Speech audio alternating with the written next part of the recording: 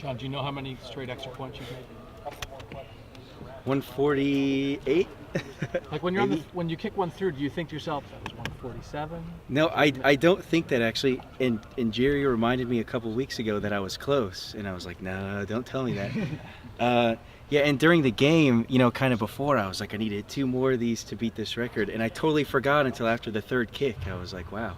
So, yeah, it was an exciting thing. So I didn't think about it on that particular kick, but I did remember the one right after. What is the key to not missing extra points?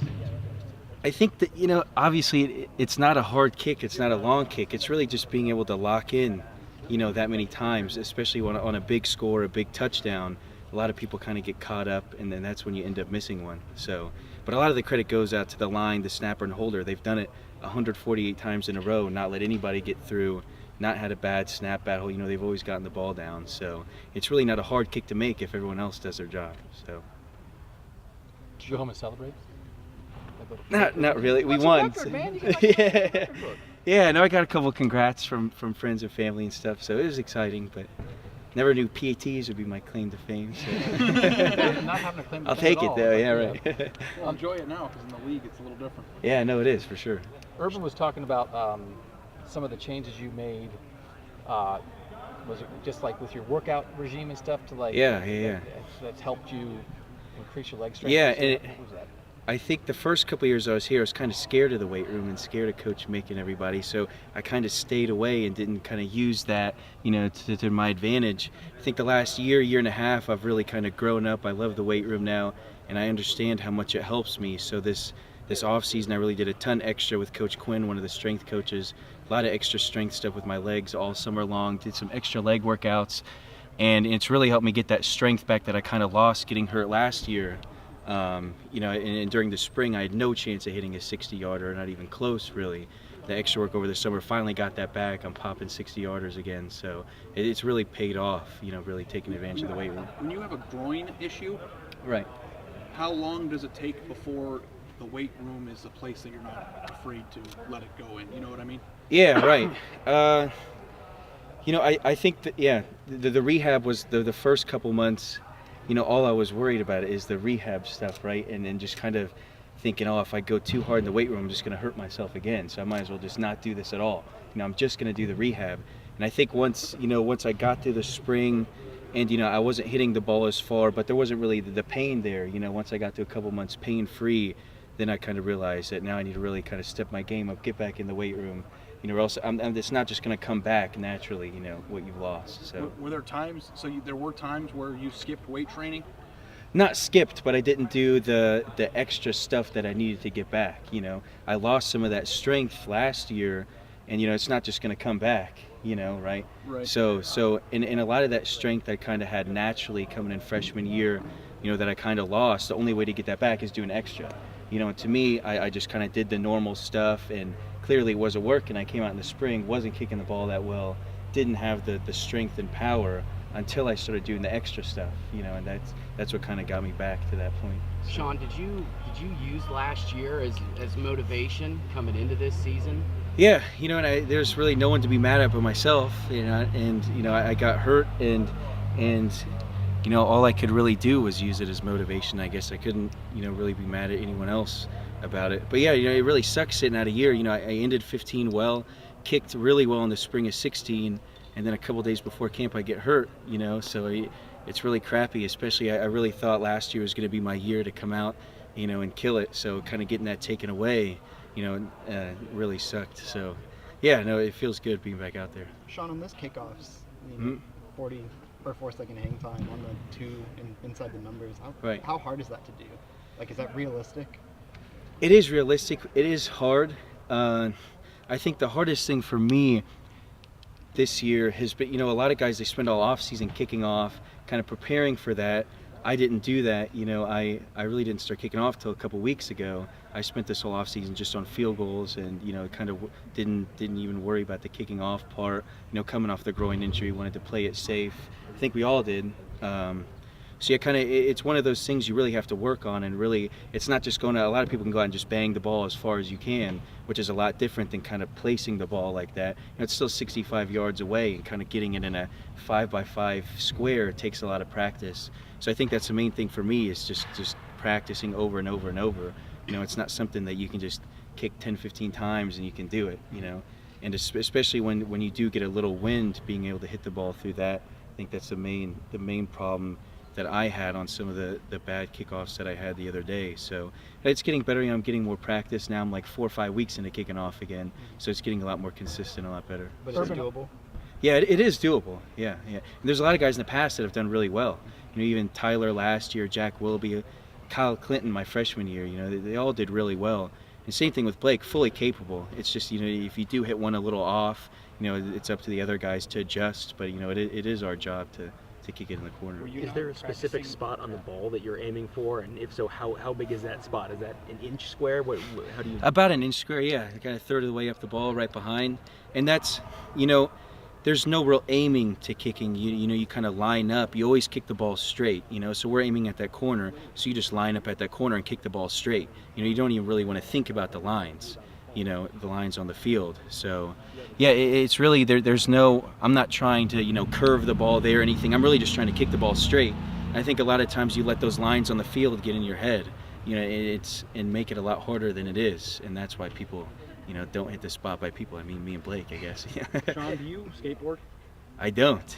Okay. I really like this shirt though, and this brand. That's Okay. why I have these sweatshirts. I just didn't know. A lot of people ask skateboarding me and- that. Yeah, right. Skateboarding and groin injuries. I didn't know. Yeah, no. I think I had a skateboard like 15 years ago. Okay, so just the shirt. Yeah, no, I definitely don't skateboard. So Urban obviously has expressed concern a Yeah, couple times this season with the Right. kickoff. Will it be where it needs to be for Penn State? I think it is. We got a lot of work done today, and I think the main thing for me, if I do kick off, is I've been in a really good groove in field goals. I think I let some of those kickoffs, the touchdown they scored, kind of get in my head before I kicked that field goal that I shanked off against whoever that was, against Maryland, I guess. And I think that's a main concern for me kicking off, is not letting, if there is a bad kick, if something happens, let it affect my field goals and those things. Yeah, I think it'll be where it needs to be. We're kind of working out what we're going to do. We hit some really good balls today, so I think it's really good having this bye week. We don't really have to worry about resting our legs and, being at full strength on Saturday. We can really kick a ton of balls today and tomorrow, just kind of work on those kicks to the corner. And I don't even know how to phrase it in a question, but obviously Penn State blocked a punt and blocked a field goal last year. Yeah, I was there. Yeah. This is the kind of game that special teams Oh, for sure. who wins the game. Yeah, and it was the same thing last year. We had that game won, really. That field goal, even if the field goal would have missed, it's still, we're up by like 4 points, whatever we were up by. It's really, we are working hard. The line's working really hard, and punt. Obviously there was just some miscommunication on the punt last year that got blocked. And those are things that shouldn't happen, against Penn State or anybody, really. So yeah, we're working just as hard as as we do every other week. Obviously, this game we won a little more, because of what happened last year. So, but yeah, we're preparing the same as we always do. That's why I asked all the questions at the start about the extra points, because usually we only ask you guys questions when you mess up. Yeah, right. Right. Sometimes you don't. It's like, oh, you made an extra point, big deal. You're Exactly. supposed to do that. Right. When one thing goes wrong. Yeah, But it's you a guys huge know that. deal. You want the game on your foot, right? Yeah, Don't you and want it I to think come that down to you? right, and I think that's the thing that's different for me this year, the confidence level. I think in the past couple of years ago, where I'm like, I really don't know if I want it to come down to me. This year, I'm confident enough to, obviously I want us to win by 10 touchdowns, but if it does come down, I'm confident, that I'll get the job done. Did you go back and watch that Penn State field goal at all? Or No. that behind you? Yeah, right. And that's the last thing I really worry about is the line and blocking. I think once I start worrying about that stuff, it screws me up. I'm confident those guys are going to do their job, and I'll go out and do mine. So. You mentioned your legs stronger. Right. What's your range? Like, if you feel comfortable from X range? Really, unless there's any inside 60, I feel comfortable. Really, unless there's some sort of wind against me, especially if I've got some wind at my back. I think really weekly, I'm out hitting from 57 live with the team. Really, if I don't hit from there, it's kind of a disappointment almost. So, yeah. Sean, go back a second. Has it been reinforced to you guys what happened in that game last year? Like you were just talking about. Obviously, you weren't the kicker, you weren't the holder, you weren't the snapper, but Right. you were in the specialist room when when the goop fell on y'all. Yeah. No, but I mean, what's been reinforced, I guess, how you can lose a ball game with special teams, right? I mean, yeah, and I think we really haven't brought it up too much this year. I think it's one of those things that's in the past, but it really shows how much, something like that, and it's just such a freak play, even, you, like I said earlier, you miss that field goal, it's still fine. You're up 4 points, a couple minutes left. It really takes one of those freak accidents for them to block it, get the ball, and score a touchdown. I mean, that doesn't happen that often, so. But, when you watch video of that play also, a Penn State player pulls yeah, one of it's y'all's kind of blockers out of the iffy way, play, the other whether guy that's goes allowed through. or not. Right. I mean, so I guess what's been reinforced, you think, up front? I mean, I'm sure y'all have talked about it. Well, yeah, we talked about some of them. I mean, we got one blocked here just 2 weeks ago, so I know that's been a big thing we've been working on, making sure everyone's form and everything is correct, and all those different things. And that's if everyone, does the correct technique, the correct form, there's no chance of anybody getting through. There's really not. So it really just takes kind of, I guess, like a mental error for somebody to just, completely screw up for someone to really come through. In this modern game, what is the kicker's nightmare of a guy? Where you know what I mean? Where does he have to penetrate, you think, to have a shot? Does it have to come? And I really think as quick as you guys we get can, it off. yeah, we can take care of the guys that come on the outside, even if the guy on the outside kind of misses and he comes through pretty clean. With a good get off time, you can kind of beat that almost. He has to come off perfectly almost to get that. It's really those guys that are right in the middle, because if they get 2 yards in there, there's still a lot of those guys are tall, huge guys. They get up pretty high. So even if you hit a good ball, that one I hit the other day that got blocked, I really came off my foot. I was like, man, it's a bomb. And then a half a second later, I heard another smack, which was unfortunate. But so I mean, those guys that come through the middle, that's a real problem. Did we also learn last year Cam doesn't run a 4.340? I'm just joking. He was moving though. I mean, he was there. They said that was like the fastest guy on their team. He was there. Yeah. Just our tackling drills, which we do every day now. Tackling drills. Oh, you do? We do. Yeah. Because of that? I mean. Just in general, especially I had that one the other day, which I caught up. I was there. Just once I got there, I kind of forgot what to do, but. Dove and broke my arm almost, but appreciate it, man. You said you get to kick more today than you normally do because of the bye week. How many balls would you say you kicked today, and how many do you kick during? And I kick field goals Wednesday, Thursday usually, and I'm in a really good field goal routine. I hit quite a few field goals, but I never want to kill my leg. I don't want to get to Saturday and be dead. I think that's the one.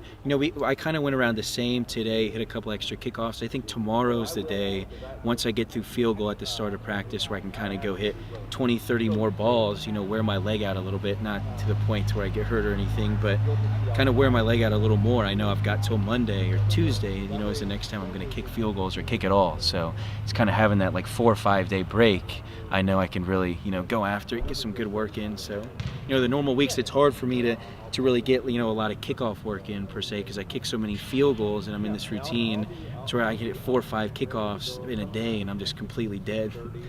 So that's the hard part, trying to prepare for all the things. After a big blowout, you score 70 points, people always joke, oh, the kicker's got to be tired kicking all the extra points. I mean, are you, like, at the end of a game, do you feel the difference between a 70-point game and a 28-point game?